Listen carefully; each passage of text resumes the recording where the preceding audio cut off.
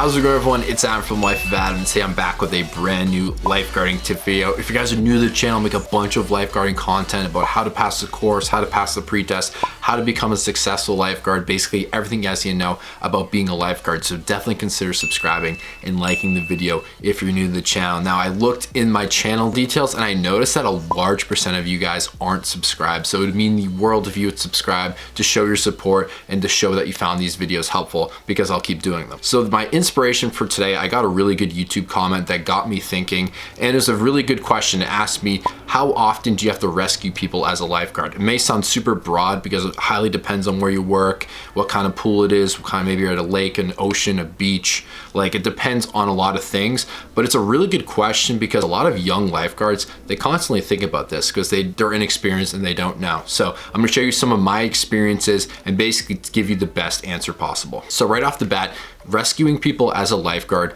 is rare. I'm not gonna sit here and say every single day you're gonna have to jump in the water and save someone, but I'm also not gonna say that it never happened. It's one of those things that will surprise you at any moment. You don't know if it'll be like your first shift or it might be your last shift ever where something happens. So one of the major factors is how many lifeguards are guarding at the same time. Because if you're lifeguarding with a bunch of other lifeguards, the pool or the lake is going to be divided into zones, which immediately decreases the probability of you having to jump in because it cuts the pool or whatever you're responsible for in a tighter zone. However, if you notice something outside of your zone, you still have to act on it, or you can communicate with your other lifeguards, whatever the procedures are at your certain job. But anyways, at a typical pool, it divides it up and you focus on a certain area. So if there's a bunch of people in someone else's zone, or if there's only a couple kids in your zone, it kind of plays around with the numbers and the odds of something happening. Although rescuing someone is rare, there's a lot of things that you can do to control and to prevent things. One of the major points of the lifeguarding course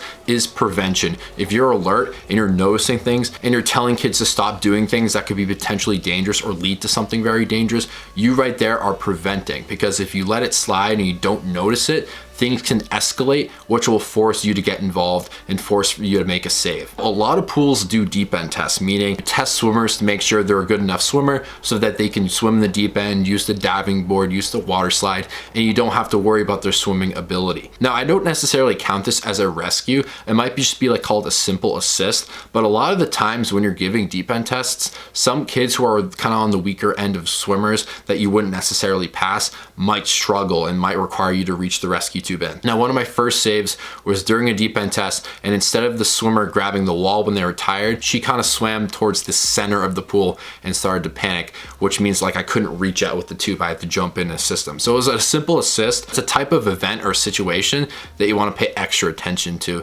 because it's more common. Now, most of the time, rescues are going to be from swimmers that are tired and they're in areas that they can't stand. So if you're working at a job like a summer camp like I did, I taught a lot of these kids swim lessons. So I was very aware of their swimming capabilities and their swim levels. So I was paying extra attention to the swimmers that I thought were weaker as in comparison to the ones that I knew were very strong and confident swimmers. If you don't have this information, an easy way to gain knowledge and a feel of how good they are at swimming is by basically just doing like a very linear, just casual assessment of their swimming form, how they're treading, just basically their tendencies, what they look like. If you notice they're doggy paddling and they're struggling to breathe, then that's someone you want to pay extra attention to, especially if they're outside of their places that they can stand. So to answer your question, at a very busy pool, you'll probably have to do like 1 to 2 saves a season. If you're at like a very relaxed country club with lots of really good lap swimmers, you might not have to save anyone ever, but it might be like once every 2 seasons. But for me, I remember when I started lifeguarding, my first year lifeguarding, I didn't have to do anything,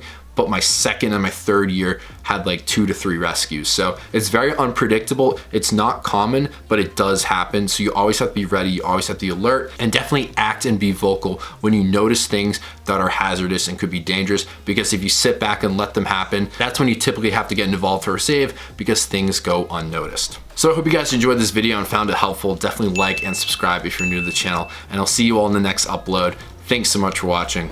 Peace out.